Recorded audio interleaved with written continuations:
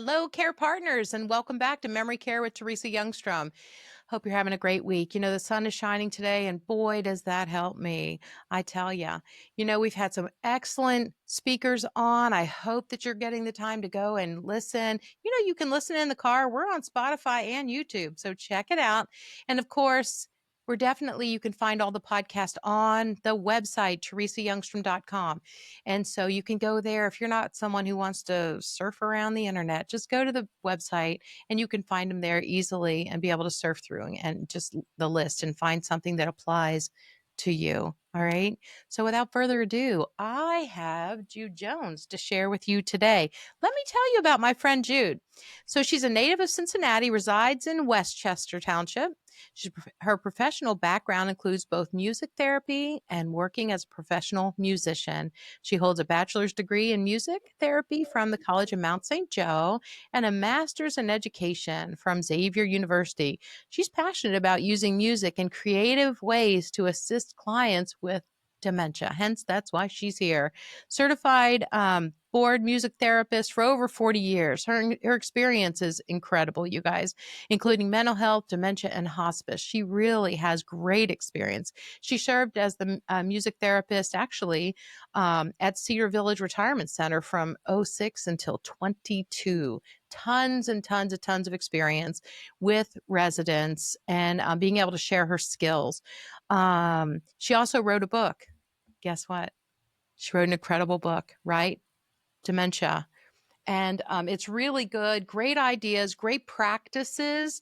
It had so much more than I even realized. And so you will love this. Innovative ideas using music, movement, and improvisation. Okay, we're going to learn about that. So she designed and implemented special resident programs, including bell choir, resident chorus, creative music programs for the dementia unit. She also wrote and directed 6 plays in collaboration with an art therapist and a co-songwriter. So these plays were performed by the residents at Cedar Village. How cool would that be for the families and the community? And then as a professional musician, she's a violinist, and she'll tell you more about that. She's been with the Kentucky Symphony for 30 years. I'm telling you, her experiences are wonderful, and it just goes on and on. She performs regularly with Clark and Jones Celtic Trio for churches, retirement centers, special communities, and there's so much more. But without further ado, let me introduce you to Jude Jones. Jude, thanks for being here. Thank you for having me. Yeah, what a great day. And your experiences are incredible. I saw you in person one day a while back, and I'm like, I got to get her on the podcast. You went on my list right away as soon as I heard you speak and I heard you play and I heard the great examples you were using for people that I care for and knowing what a benefit it would be to them. Well, thanks. It's a pleasure to be here. Well, I've got a whole list of questions, so let's get I hope I'm ready started. for them. I know. Why is music and movement so important in working with folks with dementia? Well, let's start with a real easy answer first. Okay. The easy answer is because music provides so much joy. Doesn't it? Movement, dancing, singing, moving to music. And we all know folks with dementia who struggle with social, they're like islands and they have so much social isolation. Mm-hmm. That music has a way to bring people together. It's joyful. Mm-hmm. And if you want me to break it down just a little bit, let's just break music down. Okay. It's a force. It's an energy. Mm-hmm. It's so much more than what we hear. It's what we feel. Oh yeah. It can change my mood too, for sure. Absolutely. It can invigorate you. It can relax you. Absolutely. So music is powerful. And then if you look at movement, of course, what do you notice with folks with dementia in terms of their movement abilities? Mm-hmm. Well, it can be some of them, for example, with Parkinson's, there can be resistance, there can be tremors, but it's amazing what you get. They can still dance sometimes. It's incredible.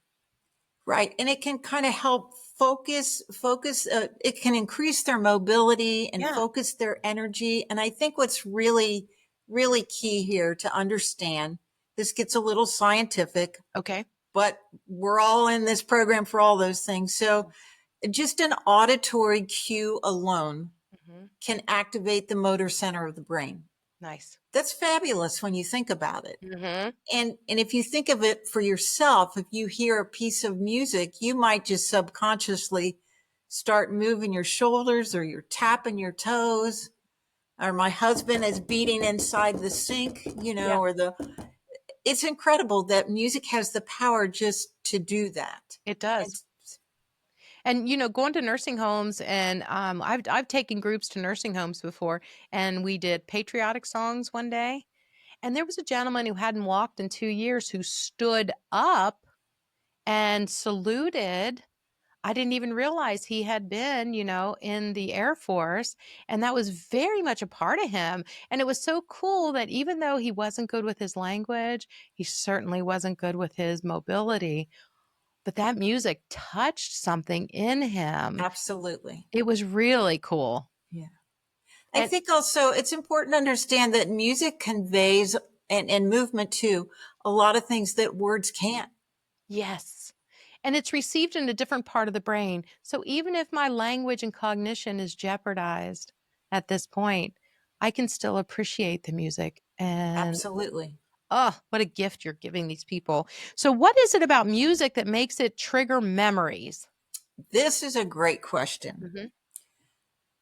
I think anybody out there listening to this podcast can't deny that there's a piece of music or a song that when they hear that music, it transports them back to time, place, person, association with that piece of music. So I'm 100%. going to share one of mine, and then I'm going to ask you to think of one for yourself. Sure.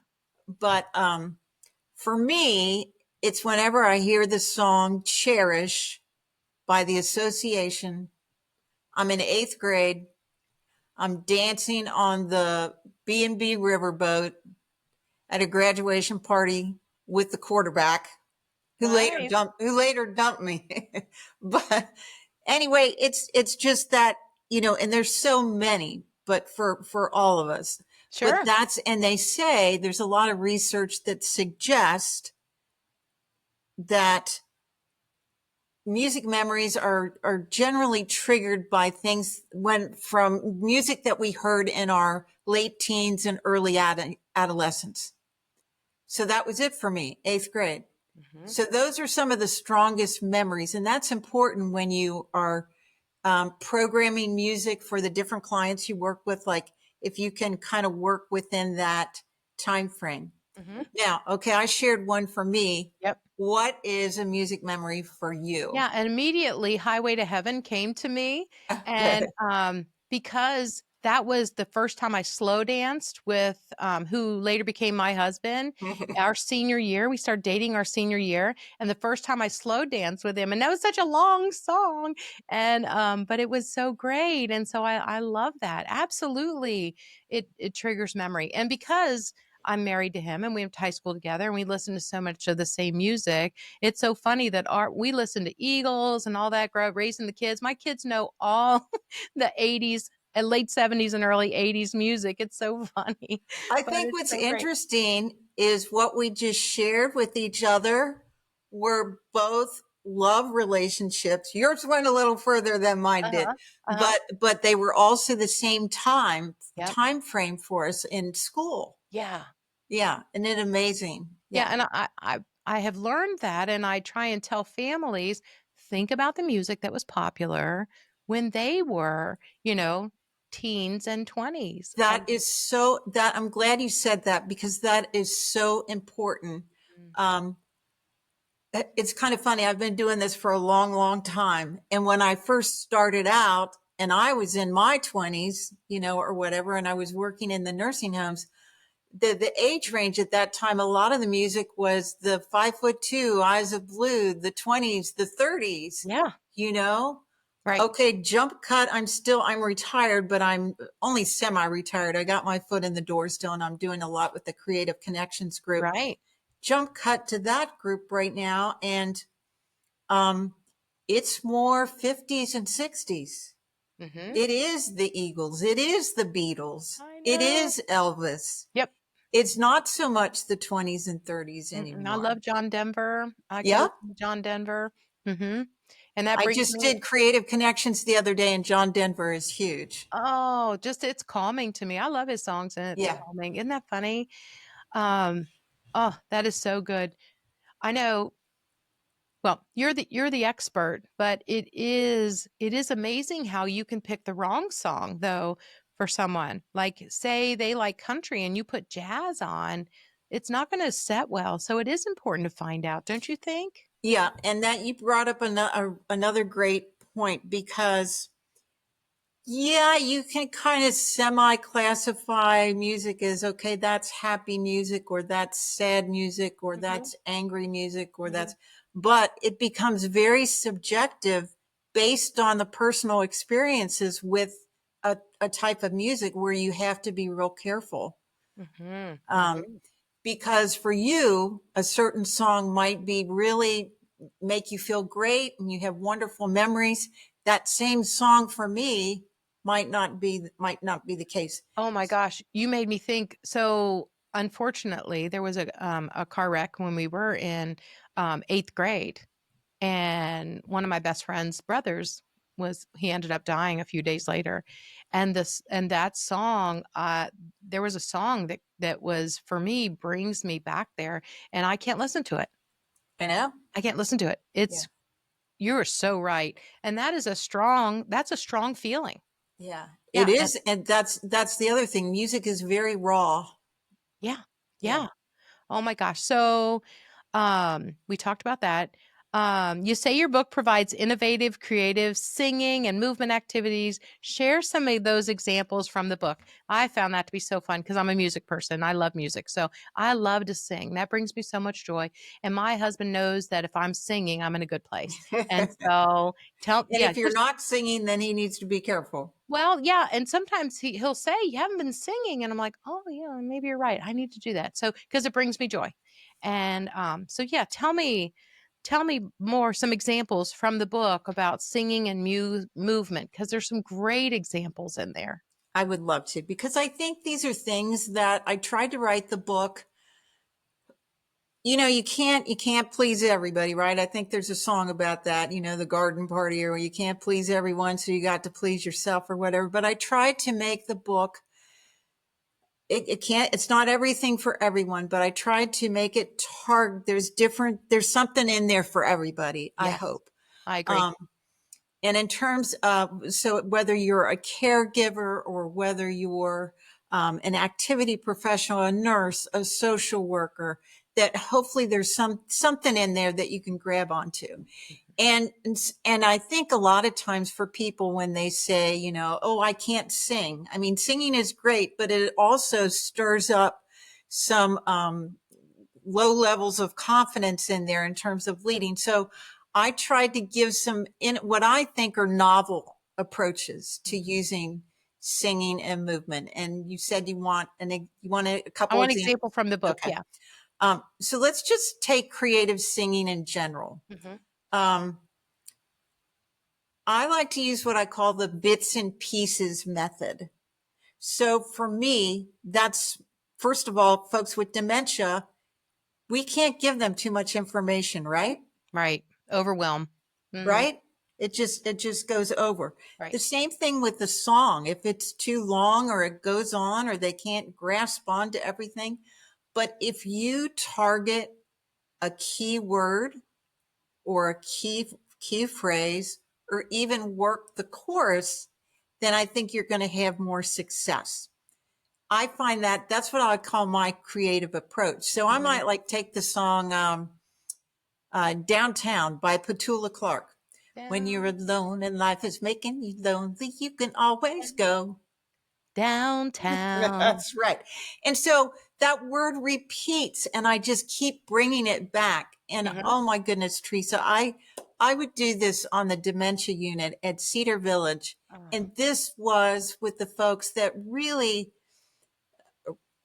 cognitively were really, really starting to slip. But mhm. boy, did they know that they knew that word. Yes. I They bet knew those the words. endorphins stayed with them all day. Yeah.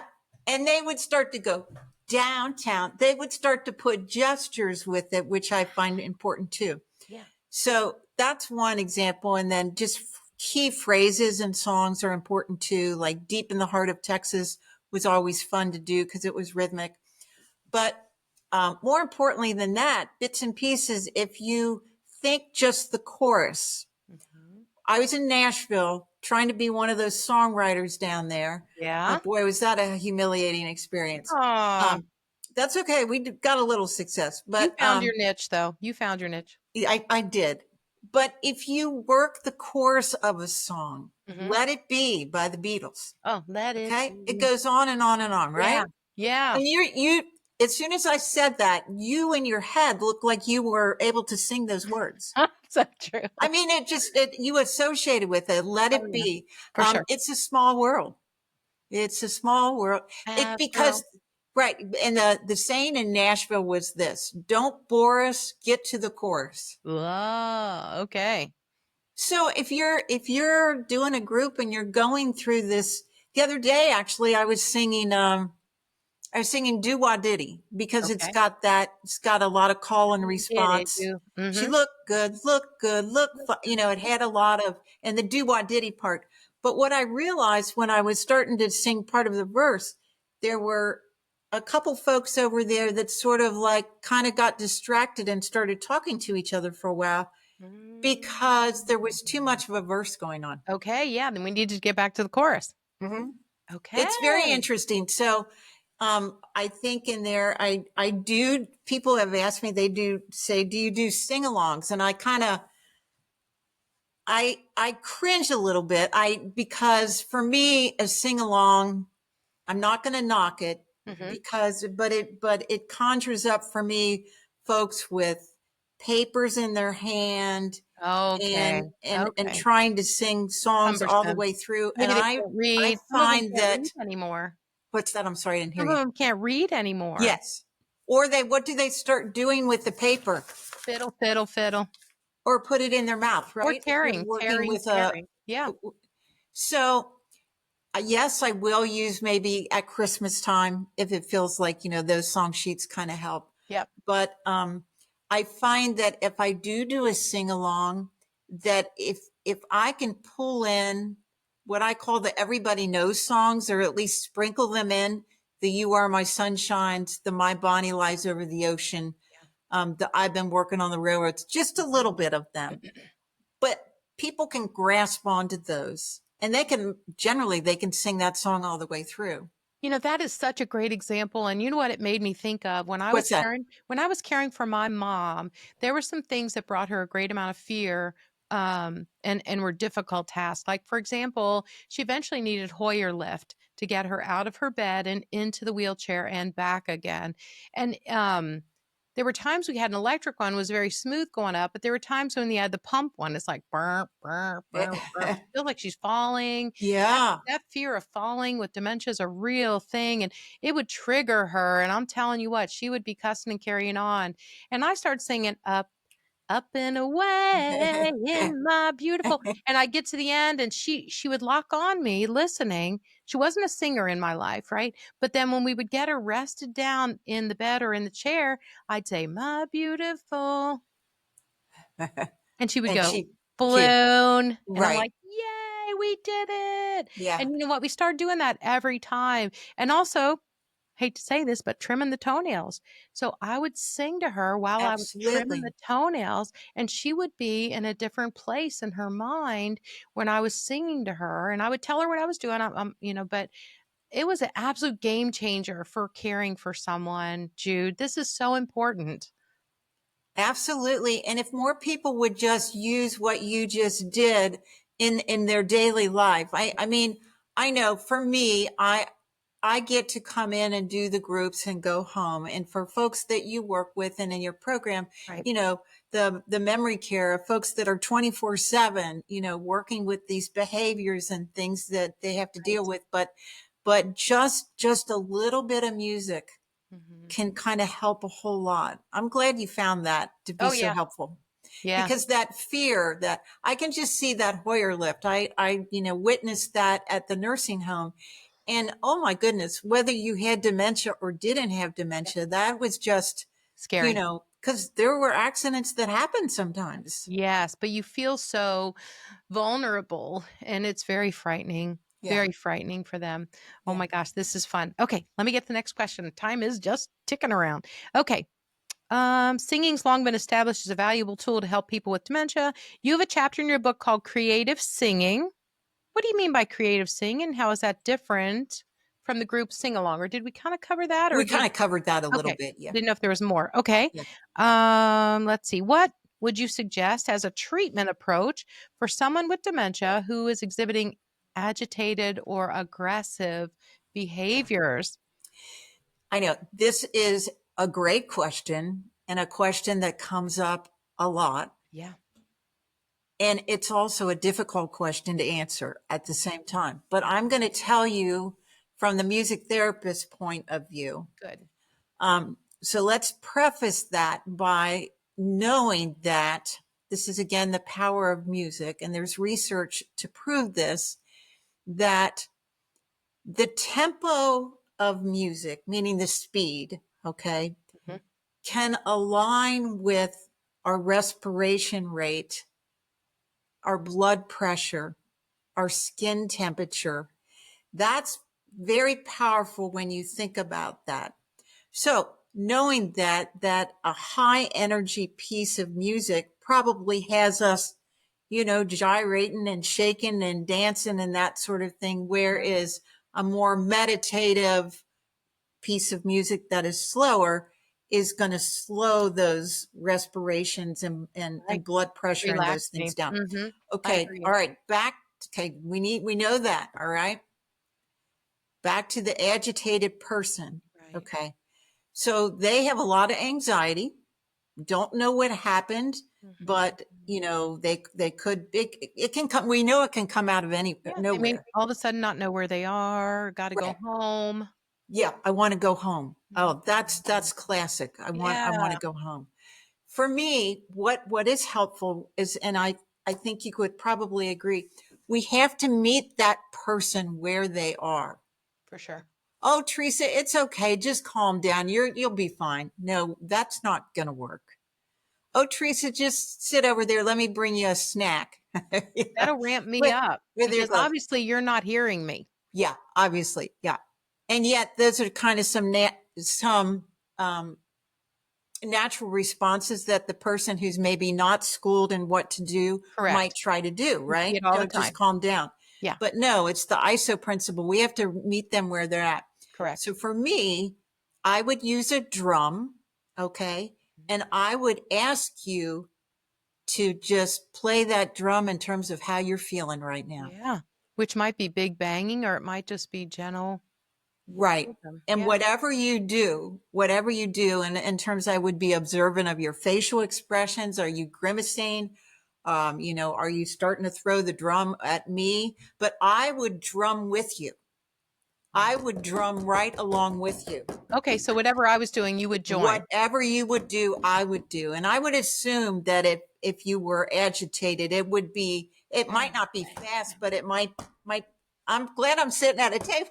Yeah, bang, It's my bang, drum. bang. But so I would do that along with you.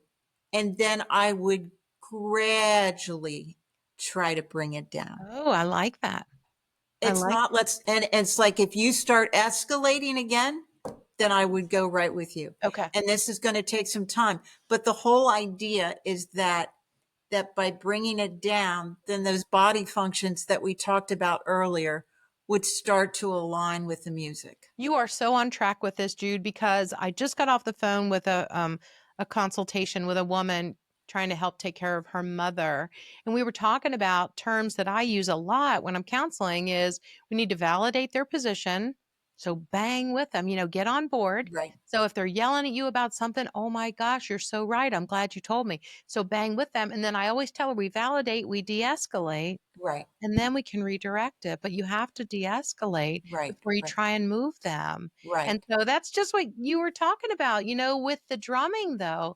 If Yeah. maybe I don't have my words, to discuss anything, but Right. I've got my emotions, Right. oh, Got so my on emotion. track. But that's also called entrainment is the technical term for what you're trying to do. Okay. But I've used this. Yeah. It's worked. Now, does it work every time? No. No, life's not But perfect. it's Mhm. it's an approach and it's a technique and it's a really hard situation for caregivers to be in. Mhm. It's very difficult because they start to feel like, oh my God, it's my fault. And they, I'm not, there's something that I'm not doing right. And it becomes, it's that caregiver, uh, person being cared for balance, which is so difficult. Yeah. Right.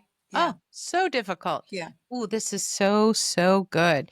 You, let's see. You mentioned songwriting as a creative and effective activity for folks with dementia. How exactly does that work? As it seems that songwriting requires a higher set of cognitive skills, especially, language that might be a challenge for someone battling dementia. So help me That out. is indeed a good question too.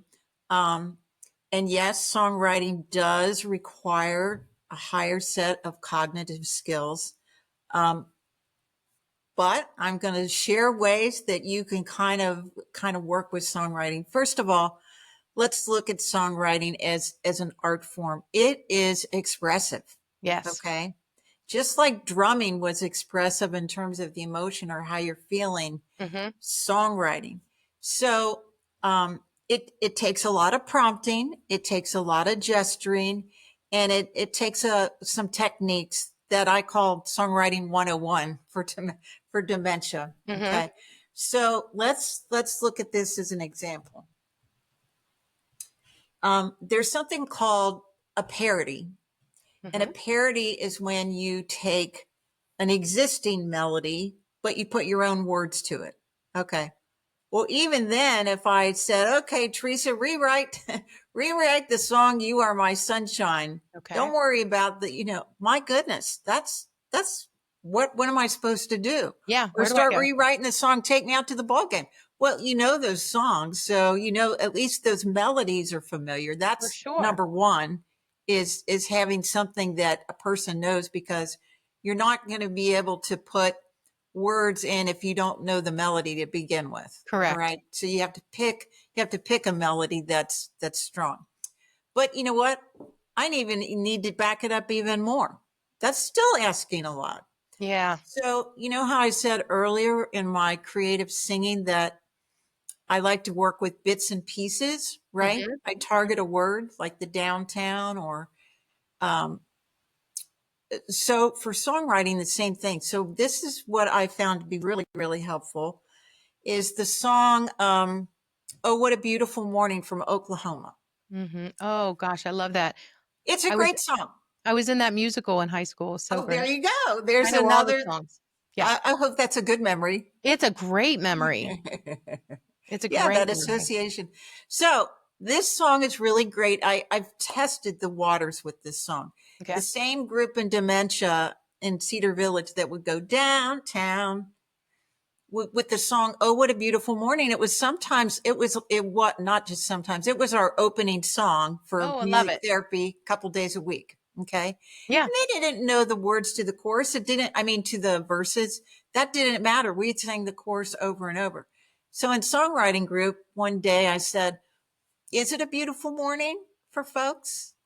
First of all, let's target the feeling." Yeah. Or did the nurse just try to stuff medicine down your throat and you had trouble getting up? Or Right. what kind of morning were you having? Yeah, exactly. So, well, then again, you might look at me cross eyed. Okay.